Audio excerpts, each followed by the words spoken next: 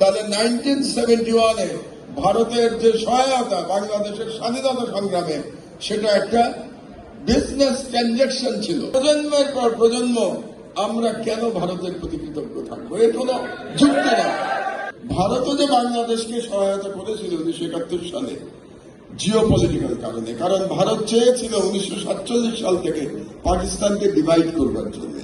কারণ ভারতের উদ্দেশ্য ছিল সাউথ এশিয়াতে ভারতীয় হেজেমনি সম্পূর্ণভাবে প্রতিষ্ঠা করা, এবং এই যে ভারতীয় যে হেজেমনিক ডিজাইন বা ডিজায়ার, এটার বিরুদ্ধে যে রাষ্ট্রটি লড়াই করেছিল সেই রাষ্ট্রটি হলো পাকিস্তান। পাকিস্তানকে আমি বলি the Challenger to the Indian hegemony in south Asia. তো এই কারণেই পাকিস্তানকে ডিভাইড করা ভারতের জন্য দরকার ছিল, এক নম্বর।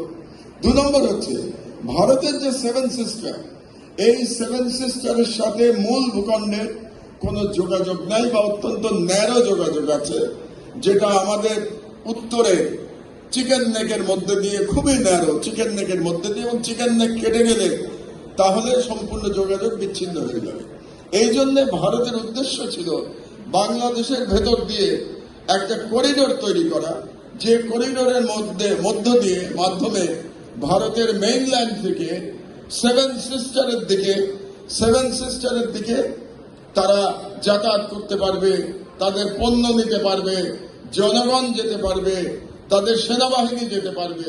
এবং এর ফলে যেটা হবে, একটা হলো ইকোনমিক্যালি ভারত উপকৃত হবে, কারণ তারা পণ্য আনা নেয়া করতে পারে।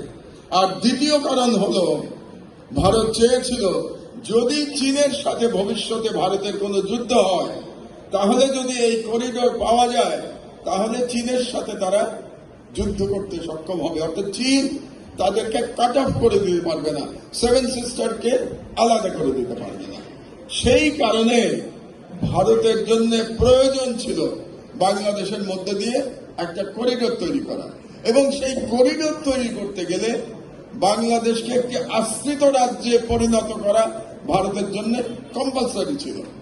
এবং সেই কারণেই 1971-এ তারা আমাকে সহায়তা করেছিল। তার মানে আমি ব্যবসায়িক ভাষায় যদি বলি, তাহলে 1971-এ ভারতের যে সহায়তা বাংলাদেশের স্বাধীনতা সংগ্রামে সেটা একটা বিজনেস ট্রানজাকশন ছিল। এখানে যারা আপনারা বিজনেস স্টাডিজ পড়েন, তারা ট্রানজাকশনের মানে আপনারা জানেন যে এটা একটা ট্রানজাকশন ছিল। ভারত আমাদেরকে সহায়তা করেছে যুদ্ধ করবার জন্য, উল্টো দিকে তারা যেহেতু পাকিস্তানকে ডিভাইড করতে পেরেছে, বাংলাদেশে একটা দুর্বল একটা ভাসাল স্টেট তৈরি করতে পেরেছে, এই জন্য ভারতের বেনিফিট ছিল।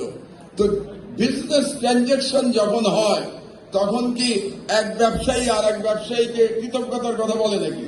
2 ব্যবসায়ী যখন ট্রানজাকশন করে, সেখানে কেউ কাউকে বলে আমি আপনার প্রতি কৃতজ্ঞ?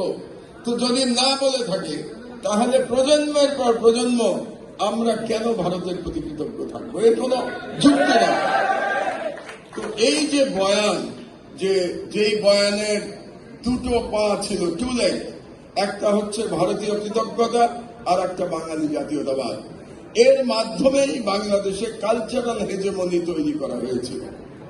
এবং এই কালচারাল হেজেমনির প্রকাশ ছিল ফাইনাল প্রকাশ, যার মাধ্যমে তারা বাংলাদেশকে সম্পূর্ণভাবে, বাংলাদেশের ইসলামী শক্তিকে তারা হীনবল করতে চেয়েছিল, ইসলামকে দুর্বল করতে চেয়েছিল, আমাদের ইসলামিক মূল্যবোধ উৎখাত করতে চেয়েছিল।